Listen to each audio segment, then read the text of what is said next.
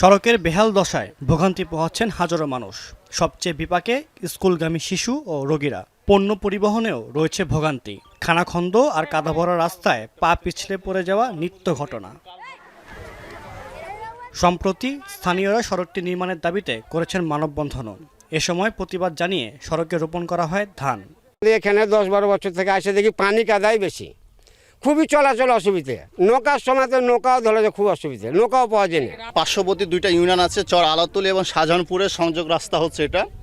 এখানে রাস্তার কারণে, রাস্তা না থাকার কারণে আমাদের এখানে ফসল বলেন, শিক্ষা, রোগী, চিকিৎসা, যে কোনো সমস্যা, মানে টোটাল সমস্যার মধ্যে আমরা আছি। আমরা পা পিছলে পড়ে যাই, আমাদের স্কুল ড্রেস নষ্ট হয়ে যায়। আমরা এই রাস্তাটা চেয়ারম্যানের কাছে চেয়ে পাচ্ছি না, এজন্য আমরা এখন এই রাস্তা দিয়ে ধান লাগাচ্ছি।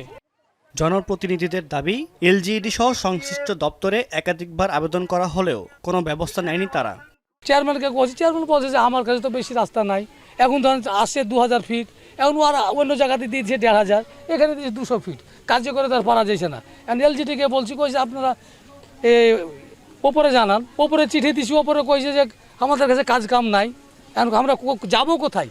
আর এলজিইডি কর্মকর্তারা বলছেন, সড়কটির রোড আইডির অনুমোদনের জন্য মন্ত্রণালয়ে আবেদন পাঠানো হয়েছে। রাস্তাটির কোনো রোড আইডি না থাকায় আমরা রাস্তাটা ইমপ্রুভমেন্ট পর্যায়ে যাইতে পারছি না। রিসেন্টলি আমরা রোড আইডি প্রপোজ করার মাধ্যমে সেটা জেলা প্রশাসক মহোদয়ের রেজলিউশনের মাধ্যমে আমরা সেটা মিনিস্ট্রিতে পাঠিয়েছি।